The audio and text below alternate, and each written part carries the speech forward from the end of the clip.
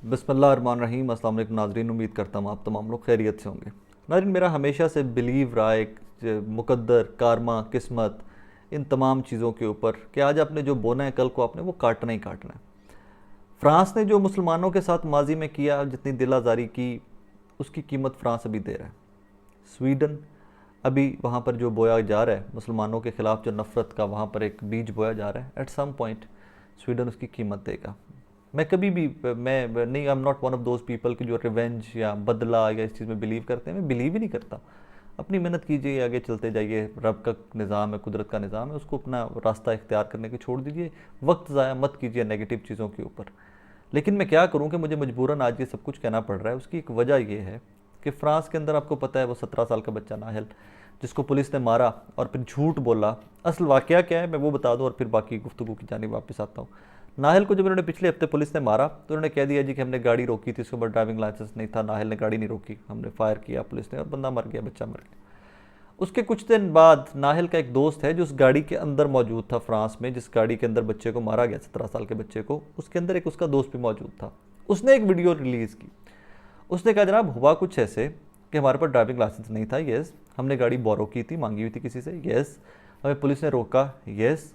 एक पुलिस वाला जब आया है तो उसने आके पहले पिस्टल लगाया है वो स्क्रीन के साथ, तो पीछे से दूसरा पुलिस वाला जो आया है उसने आता कहा है put bullet in his head, इसको गोली मार दो, इसके सर में गोली मार दो। कहते जब इतना प्रेशर बढ़ा है नाहल के ऊपर, तो नाहल जो गाड़ी चला रहा था तो पाँव डी के ऊपर था। अगर आप ऑटोमेटिक गाड़ी चलाना जानते हैं कि आप जानते हैं तो डी के ऊपर न्यूट्रल होता है, फिर ऊपर रिवर्स होता है, फिर उसके ऊपर पार्किंग होता है। अगर आपके डी के ऊपर पैर वो है गियर और आपने ब्रेक छोड़ी है तो गाड़ी ऑटोमेटिकली चलने लग जाएगी। जब वो बच्चों के ऊपर प्रेशर बढ़ा है फ्रेंच पुलिस का, तो उसके बाद वो ऑटोमेटिकली नाहल से डी उसके ब्रेक के ऊपर से पैर हटा है बेचारे से, गाड़ी चली है, इन्होंने फायर मार दिया, आगे जाकर गाड़ी पोल में टकराई है। और ये दूसरा बच्चा जिसने बाद में वीडियो रिलीज़ की और हकीकत बताई है फ्रेंच पुलिस के झूठ की, ये गाड़ी में से उतरकर खौफ से भागकर चला गया। उसके बाद पूरे फ्रांस में एक बदअमनी की एक लहर फैली। फ्रांस के शहर मेन पेरिस, मार्से, जो इधर उधर के मेन शहर हैं सारे, उनमें आग लगा दी गई। 2,500 के करीब बच्चे हैं जिनको पुलिस ने गिरफ्तार कर लिया गया।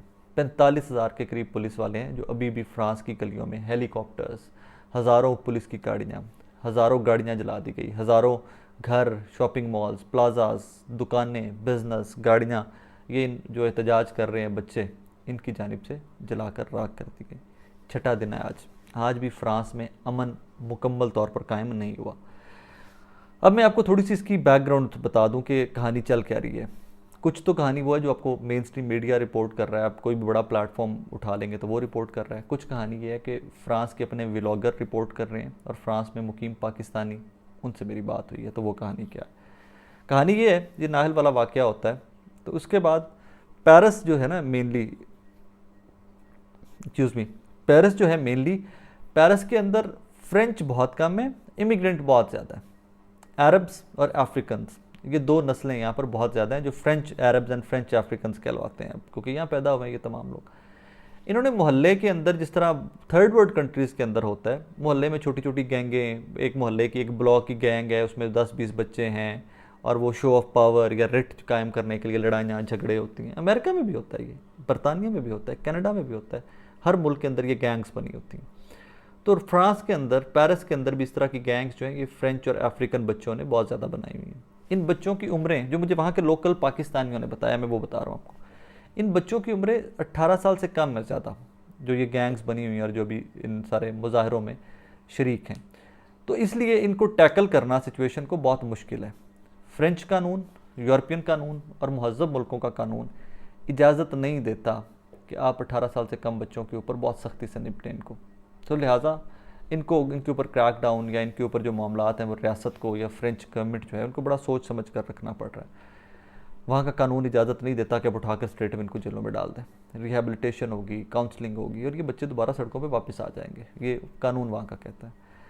अब इन लोगों ने वहाँ के एक फ्रेंच मेयर है, सबर्बन एरिया, जिस तरह लाहौर के साथ कह लीजिए शाहदरा है, पत्तों की है, इस तरह एक सबर्बन एरिया है पेरिस का, वहाँ के एक मेयर के घर को भी आग लगा दी इन बच्चों ने। उनकी बेगम जो मेयर की हैं वो ज़ख्मी हो गई हैं और उनकी टांग टूट गई कि भागते हुए, जब इन्होंने बच्चों ने आग लगाई घर को, गाड़ी को आग लगाई, तो ये पिछले दरवाजे से फ्रेंच मेयर की बेगम निकल रही थी और वो निकलते निकलते उनके ऊपर भी आतिशबाजी का सामान, आग का सामान फेंका है, तो उनकी टांग टूट गई, उनका बच्चा ज़ख्मी हो गया। 3 महीने के लिए डॉक्टर्स ने उनको मशवरा दे दिया कि जनाब आप आराम करेंगे। अब नाहिल की जो दादी हैं, जिनका नाम नादिया बताया जा रहा है मीडिया की जानिब से, उन्होंने ये अपील की है कि जनाब आपको अल्लाह का वास्ता बस कर दीजिए, जितना आपने जलाओ घराव करना था, हमारी दुनिया ख़त्म हो गई, हमारा बच्चा दुनिया से चला गया, लेकिन अब बस कर दीजिए। इसमें 2-3 एस्पेक्ट हैं। आज यूरोपियन मुल्क जो हैं या यूरोपियन बाशिंदे जो हैं, क्रिश्चियन जो हैं, वो इसको इस्लाम और इमिग्रेंट जो हैं, जो लोग वहाँ पर गए हुए हैं, जो बाहर से हिजरत करके फ्रांस में गए हुए हैं और यूरोप में गए हुए हैं, उनके सर, मुसलमानों के सर ज़्यादा डाल रहे हैं। मेरा सवाल यहाँ पर ये है कि यही तमाम लोग जो अलमबरदार बने बैठे हैं आज, ये कहाँ पर थे जब वहाँ पर कुरान की बेहुरमती और हमारे prophet peace be upon him सल्लल्लाहु अलैहि वसल्लम उनकी बेहुरमती जब की जा रही थी? कहाँ पर हैं ये जो स्वीडन के अंदर रिसेंटली कुरान पाक के साथ किया गया? कहाँ पर हैं ये तमाम अलमबरदार? क्या आज अगर हम हमारे सेंटिमेंट को नुकसान पहुँचाते हैं तो कल को आप कैसे एक्सपेक्ट करते हैं कि हम दुख की इस घड़ी में आपके साथ खड़े हो? मैं बार बार एक चीज़ कहता हूँ, मैं कभी भी जलाओ, घिराओ, नुकसान, नेगेटिव पॉलिटिक्स, नेगेटिव इमेजिंग, बदला लेना, मार देना, टॉर्चर करना, मैं इन चीज़ों को किसी कीमत सपोर्ट नहीं करता। मैं बड़ा पीसफुल किस्म का इंसान। I don't support all that at all, at all, at all. लेकिन आप अब अगर हमें क्यों ब्लेम कर रहे हैं मुसलमानों को और उन तमाम लोगों को कि जो मुहाजिर हैं, जो दूसरे मुल्कों से हिजरत करके फ्रांस में गए हुए या यूरोप में गए हुए? आप जब वर्ल्ड कप आता है, जब कोई लीग आती है फुटबॉल की, तो आपके जो प्लेयर मुसलमान हैं वो आपको वो लीग भी जितवाते हैं, वो वर्ल्ड कप भी जितवा कर लेकर जाते हैं फ्रांस। तब तो आप कहते हैं कि ये फ्रेंच हैं, फ्रेंच टीम जो है, फ्रांस की टीम जो है, ये फुटबॉल की लीग जीत कर आई है, फुटबॉल का वर्ल्ड कप जीत कर घर लेकर आई है। तब आप क्यों नहीं मुसलमानों को साइड पे कर देते, कहते कि नहीं नहीं यार, ये मुसलमान है हमारी टीम के अंदर, ये हिजरत करके फ्रांस में आए थे और ये अब टीम का हिस्सा बन गया, हमें ये वर्ल्ड कप नहीं चाहिए।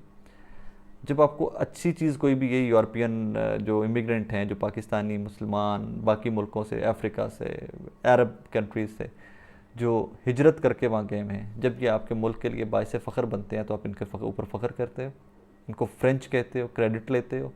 और जब कोई एक बच्चा जिसको आपने ज़बरदस्ती कत्ल आपकी पुलिस ने किया है, लान तान पुलिस की करने के ऊपर करने की बजाय आप हमारी नस्लें जो हैं, वो जो लोग हैं, जो मुसलमान हैं, जो बाकी ममालिक से फ्रांस में और पेरिस में और बाकी शहरों में आबाद हुए हैं, आप उनके ऊपर तनकीद कर रहे हो। ये एक माइंड सेट है जो कभी चेंज नहीं हो सकता।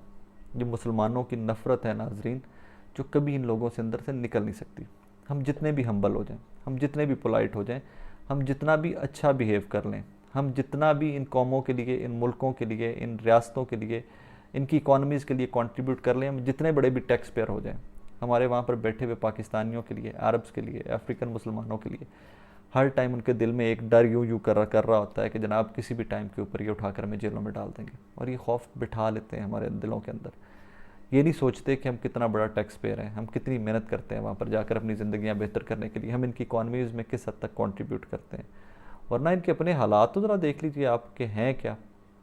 आपको शर्मिंदगी होगी, यकीन करिए, आप इनके हालात देखिए वहाँ पर जाकर, इनकी अपनी नस्लों के, इनके अपने बच्चों के। बहरहाल मुझे नहीं पता कि इसका एंड क्या होगा और इन बच्चों के साथ क्या होगा। मैं इसको कभी अप्रिशिएट भी नहीं करता, मैं कभी नेगेटिविटी को अप्रिशिएट नहीं कर सकता, कभी भी उसको इनकरेज नहीं कर सकता। एक चीज़ ज़रूर कहूँगा, as you sow, so shall you reap. आपने जो नफ़रतों के बीज खुद फ्रांस की गवर्नमेंट, इसी मैक्रोन की गवर्नमेंट ने बोए थे, आज मेरे भाई आप वो काट रहे हो। वही बीज जो आज स्वीडन की गवर्नमेंट बो रही है, कल को आपने काटने हैं। हमें ब्लेम मत कीजिए। अपने रवैये, अपना तर्ज ज़िंदगी, अपना एंटी इस्लाम स्टांस जो है या जो रवैया है, उसको रिकन्सिडर कीजिए। अपना बहुत सारा ख्याल रखिएगा।